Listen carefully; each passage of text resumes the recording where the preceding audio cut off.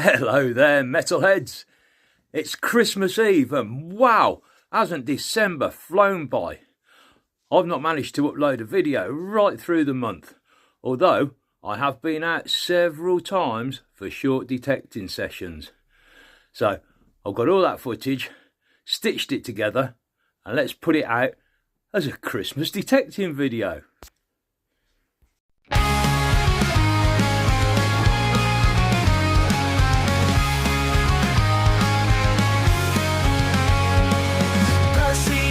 Custard crusader out on the fields of the Shires.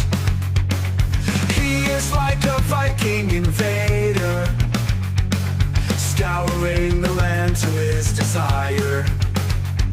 With Barney by his side, he scours a land of plenty. To discover he will find his hair is almost trendy. The Custard Crusader,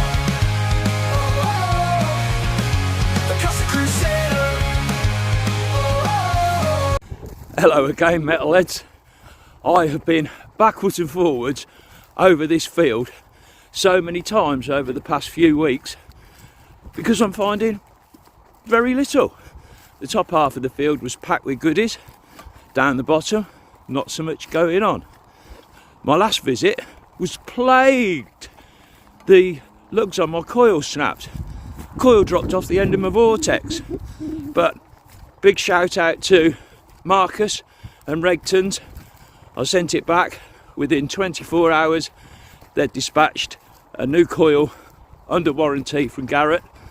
So let's hope new coil brings me new luck. Here we go, metalheads. We're off and running. Find number one. I think it's a number two. Wonder if that's an old-fashioned house number. Bit of copper alloy, nothing spectacular, but of course we always live in hope. Oh yes, I'll take that for a find any day. Now we've got a barrel tap key. I've found a few of those in the past, but usually all broken up on the ends. And I think this time I've got a complete one. I'll have to clean the soil out of the end of it at home. But yeah, I like that. That's what the landlord in the pub would have used to turn the beer tap on and off. Absolutely brilliant. Great find. We have a thimble this time, but it is squashed flatter than a pancake. I've had many a thimble before that's slightly crushed and distorted, but never anything flattened quite as much as that. Bit of social history. Somebody sewing the buttons back on in here, I guess. A hunt is definitely not complete without a good old faithful musket ball. Or pistol shot maybe. It's hard going at the moment. I'm covering lots of rows, but not really finding much.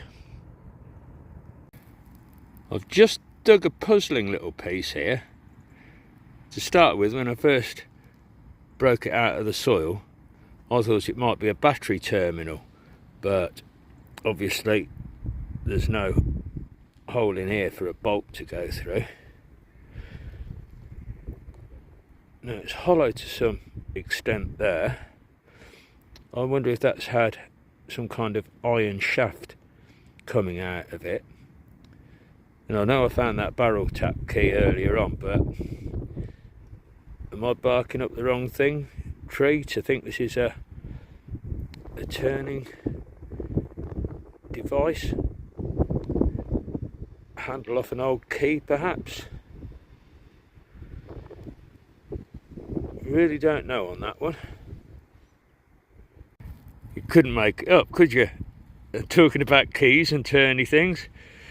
Well, this most definitely is. That's a pocket watch winder. At least I can identify that.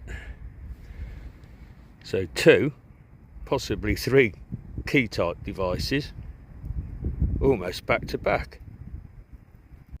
It's now 10 to 4 and it's getting rather dark.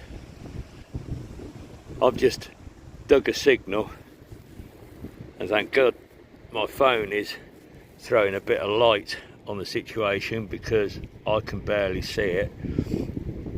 I haven't cleaned this up at all yet, but it's starting to look rather significant. What on earth can that be? Right, that's going in my finds pouch, just how it is. That's cleaning up with some running water. I'll get back to you on that one, Metalheads. Just as it's going dark, probably the best piece of the field's just turned up. Oh, bollocks. That's kind of fucked that up a bit, isn't it, eh? Look. Fucking coil lugs snapped. Whack, whack, whack. Just got to the fucking field as well. Look, beautiful sunny day. Now I've got to go home and get something different. Urgh. Here we go. Plan B. Apex. Yes. Fully charged. Thank the hammy gods. Well, stone the crows.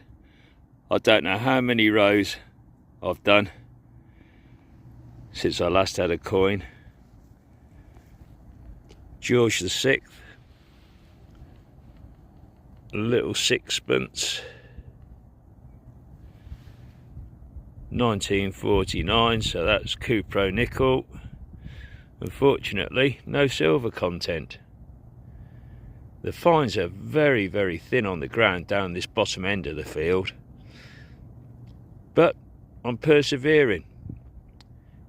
It only takes one good target, doesn't it? We all know this. Bit of an analytical video here for you, metalheads. I'm taking the coil off the vortex. Now have a look at these lugs. Right, that right hand lug,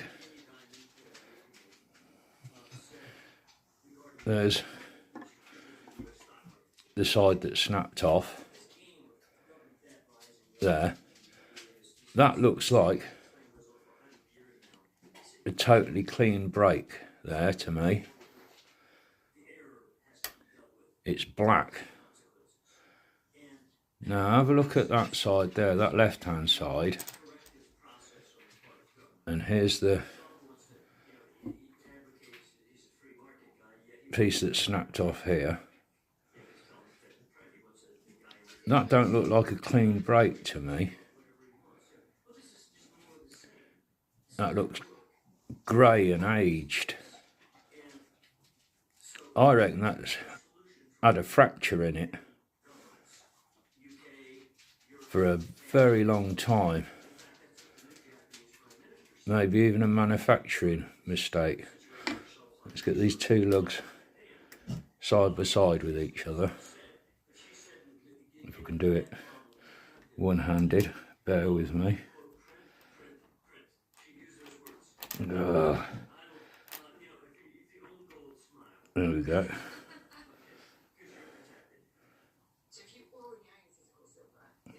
There's your two broken halves. See the difference in colour on them?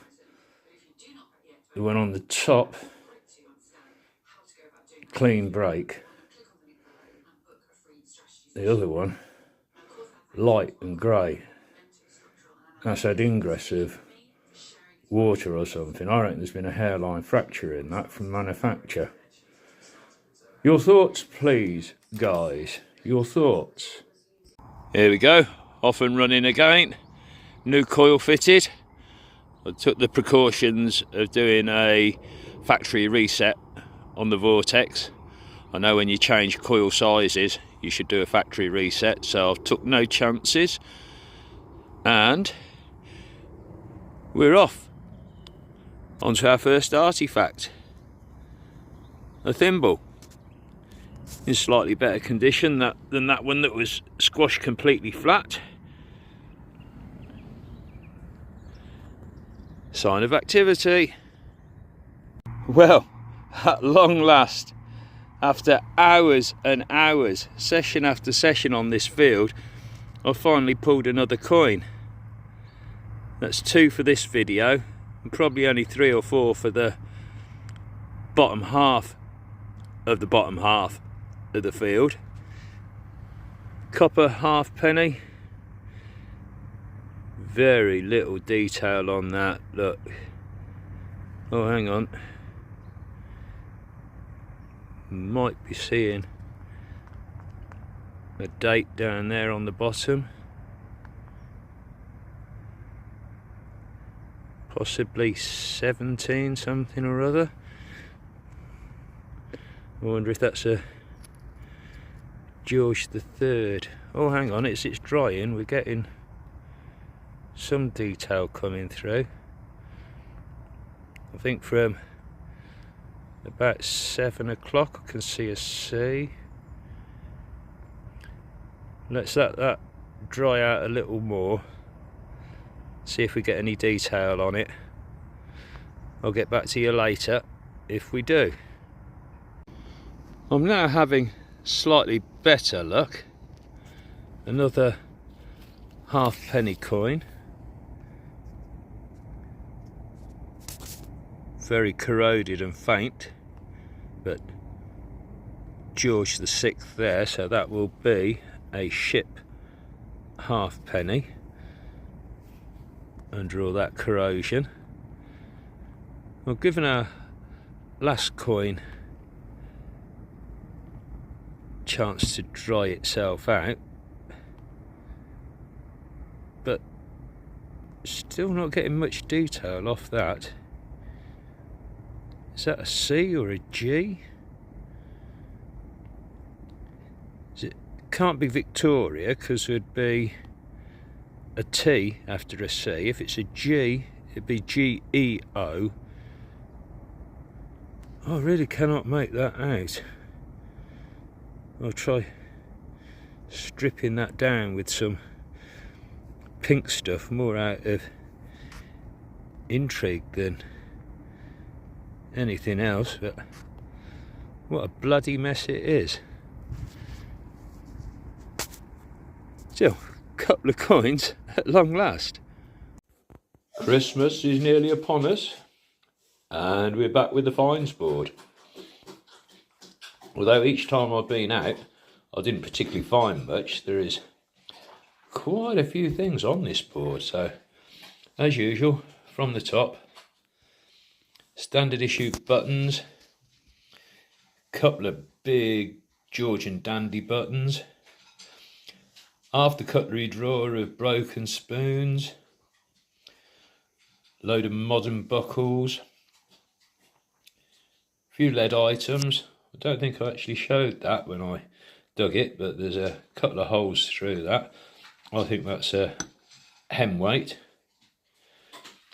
bridle ring. I'm convinced that this is the top off a key, I'm sure it is. Number 2 off the front door, couple of thimbles. More windy things, a little watch winder. That piece cleaned up rather nicely. It's pressed copper alloy though. I think there's perhaps a belt slider, maybe off a nurse's belt.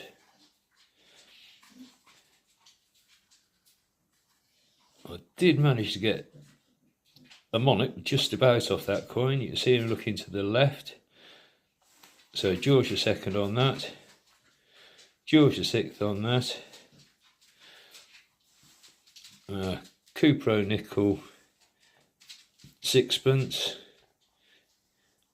and what I think is the best find of the whole hunt,